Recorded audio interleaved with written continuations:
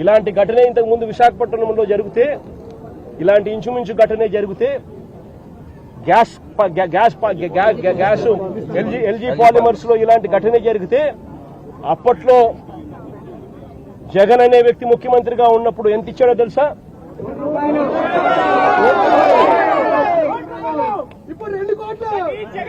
జగన్ అనే వ్యక్తి ₹1 కోటి ఒక్కొక్కరికి ఇచ్చి ఆ కుటుంబాలను ఆదుకున్నారు.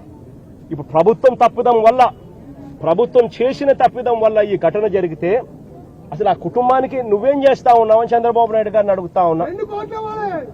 ఒకటే చెప్తా ఉన్నా, వీళ్ళు ఇచ్చినా ఈకపోయినా గాని చనిపోయిన ఈ కుటుంబాలకు గుర్తు పెట్టుకుని మళ్లీ మేము అధికారంలోకి వచ్చిన తర్వాత ఈ కుటుంబాలకు ఆ ₹1 కోటి బ్యాలెన్స్ వీళ్ళు ఇచ్చినారు. మిగిలిన బ్యాలెన్స్ డబ్బు మన ప్రభుత్వం వచ్చిన తర్వాత నేను స్వయంగా ఇప్పిస్తానని చెప్పి కూడా చెప్తా ఉన్నా.